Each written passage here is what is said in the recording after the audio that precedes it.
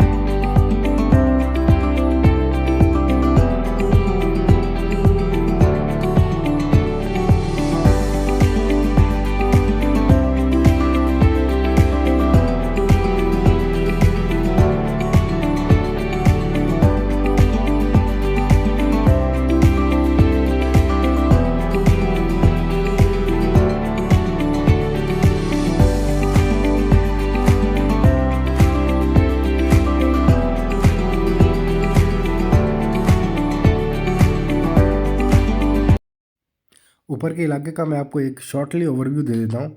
ये पूरा जो इलाका है कब्रिस्तान पर मुनहसर है, और यहाँ की जो गवर्नमेंट है उसने इसको बाकायदा तौर पर प्रिजर्व किया हुआ है। अगर मैं ओवरऑल इलाके की बात करूँ तो कब्रिस्तान है, यहाँ पर रेजिडेंशियल इलाका है, छोटी छोटी यहाँ पर मार्केट्स अवेलेबल हैं, चाय खाने यहाँ पर अवेलेबल हैं। मेरी अभी जो मूवमेंट है वो अयूब अंसारी रज़ियल्लाहु ताला अन्हु के मज़ार की तरफ है, और मैं जैसे ही नीचे उतर रहा हूँ तो मुझे अबरारुल हक का एक नातिया कलाम है वो याद आ रहा है। वो इंतहाए इश्क थी या नूर बेहिसाब था। इसको मैं इस वीडियो के साथ अटैच भी करने की कोशिश करता हूँ। वो इंतहाए इश्क थी या नूर बेहिसाब था। मैं कैद बंद वक्त से आज़ाद उस सदी में था। वो दौरे मुस्तफ़ा था, मैं मदीना नबी में था। सहाबी जाते हैं आप सल्लम के पास और अर्ज़ करते हैं कि जी आने वाले दौर का है उम्मती गुनाहगार, हिंद से ये है हुजूर, है मगर स्याहकार। मुस्कुरा के आपने कहा कि रोकना नहीं, उम्मती है और वो भी आने वाले दौर का। तय हुआ असर के बाद होगी मेरी हाजिरी, रूबरू नबी के पास होगी मेरी हाजिरी। तसव्वुरे अदालत नबी किया तो डर गया कि जाके क्या कहूँगा, मैं तो सोच के ही मर गया। सहाबी रसूल ने कहा कि बैठ जा यहाँ, महफिल हुजूर के उसूल सीख ले जरा। बैठना सिखा रहे थे मुझको वो कि इस तरह, चल के भी दिखा रहे थे मुझको वो कि इस तरह। ये भी कह रहे थे खामखा से मुंह न खोलना, बोल के बता रहे थे इस तरह से बोलना। वो खुश नसीब लोग थे जो दौरे मुस्तफ़ा में थे। फिजा भी खुश नसीब थी, ज़मीं भी खुश नसीब थी। नया नया खिला खिला सा नीला आसमान था, पुरानी तर्ज पर बने नए नए मकान थे। कई घरों में ऊंट थे, कई घरों में बकरियां, पक रहा था कुछ जहां पे जल रही थी लकड़ियां। इतने में अज़ां हुई, इतने में अज़ां हुई तो रोंगटे खड़े हुए, दिल के जैसे खुल गए हों ताले सब पड़े हुए। आसमां का राग था, वो दावत बिलाल थी। मेरे लिए तो दावत विसाल और जमाल थी। धो लिया नहा के मैंने वुजू भी बना लिया, निस्बत हुजूर मैंने ऊद भी लगा लिया। घर से हम निकल पड़े सहाबी रसूल के, जा रहे थे सभी सिंध मस्जिद रसूल के। वो धड़कने अजीब थी, वो कब कभी कमाल थी।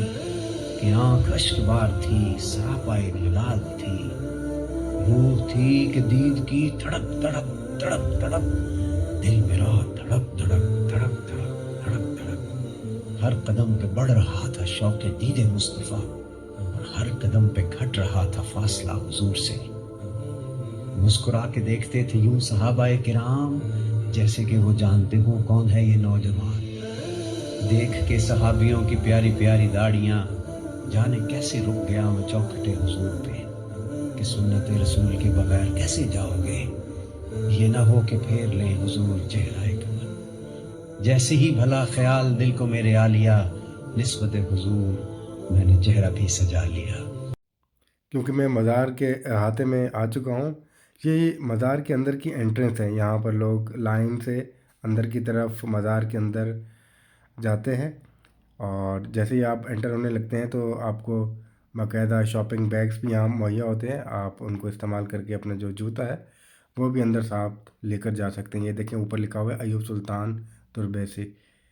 तो यहाँ से मैं अंदर की तरफ एंट्रेंस लेता हूँ और आपको पूरा जो मज़ार का इलाका है वो आपको दिखाता हूँ।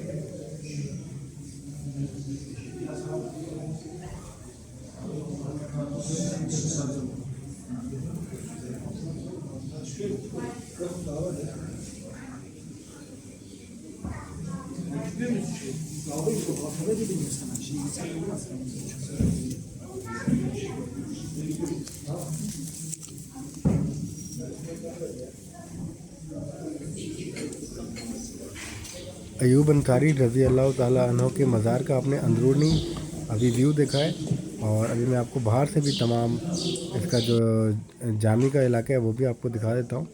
ये यहाँ से लोग बाहर जालियों से भी फातिहा ख़ानी करते हैं।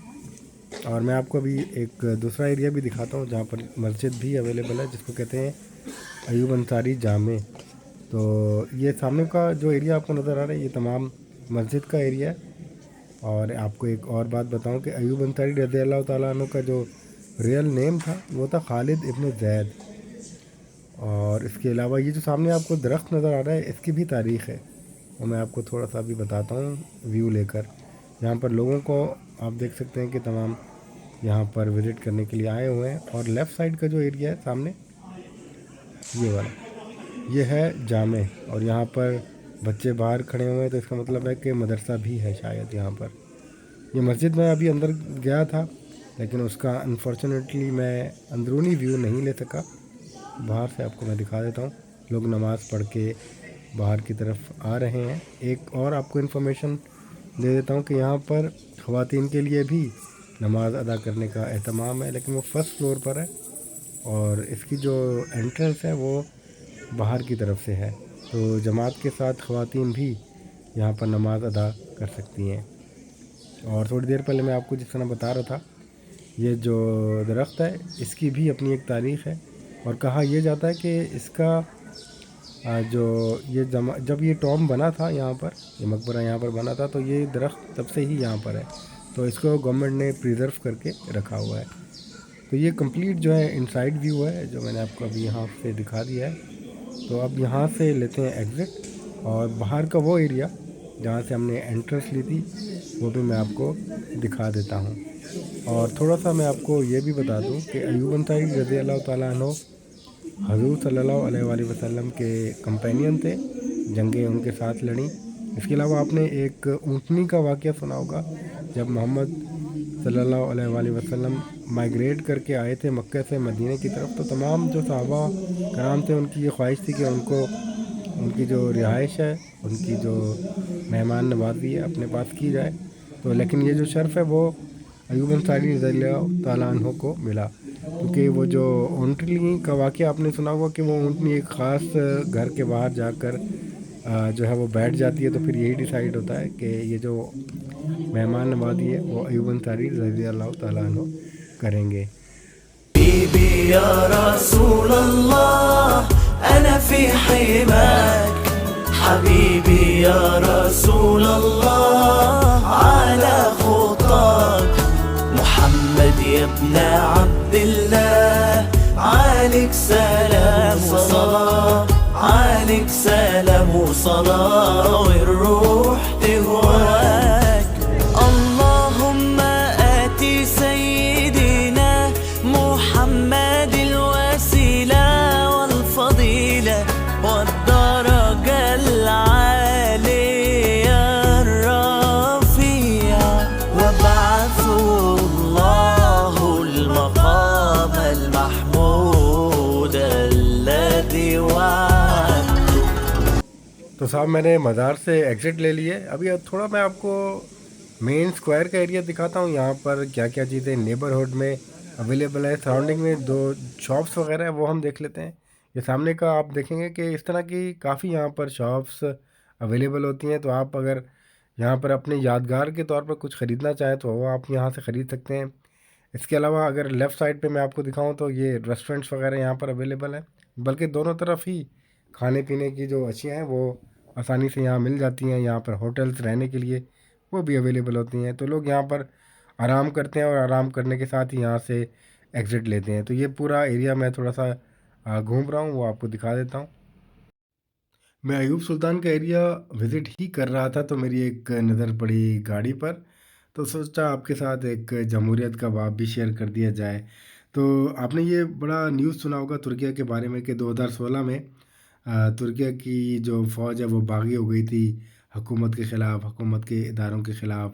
पहले इन्होंने जो है एक जो तरीका होता है ब्रॉडकास्टिंग के जो इदारे हैं पहले उनको कंट्रोल किया, फिर अपनी ही जो अवाम है उसके ऊपर ये लोग चढ़ दौड़े थे।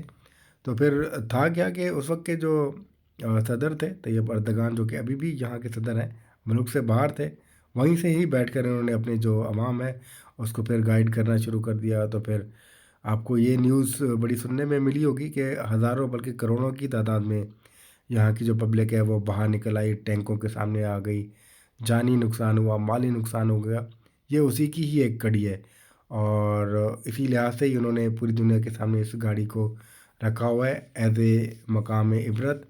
फिर उन्होंने यही हुआ था कि यहाँ की जो अवाम है उन्होंने बागी फ़ौजियों के ख़िलाफ़ ऑपरेशन भी किया और फिर उनको जो है भागने पर मजबूर भी कर दिया। इसी तरह जो काउप अटैम्प्ट है, जो कि बगावत जिसे कहते हैं, वो नाकाम भी हुई। फिर पुलिस और अवाम ने मिलकर उन फ़ौजियों को ना सिर्फ पकड़ा बल्कि उनको कानून के मुताबिक यहाँ पर सज़ाएँ भी दी गई थी। और तुर्किया में यही वजह है कि जो आमरीत का बाब है वो आप समझे कि हमेशा हमेशा के लिए यहाँ पर बंद कर दिया गया। तो ये उसकी एक कड़ी है और गाड़ी भी इसीलिए यहाँ पर मौजूद है पूरी दुनिया के सामने, इसको दिखाया गया है और इसके ऊपर लिखा भी हुआ है एक जगह कि हम नहीं भूलेंगे। तो ये है सारी सिचुएशन। अब मैं आ गया हूँ अपने जो वापसी का स्टॉप है उसके ऊपर, गलाटा टावर आपके सामने। और thank you very much for watching the vlog. अपना ख्याल रखिएगा। Take care. अल्लाह हाफ़िज़।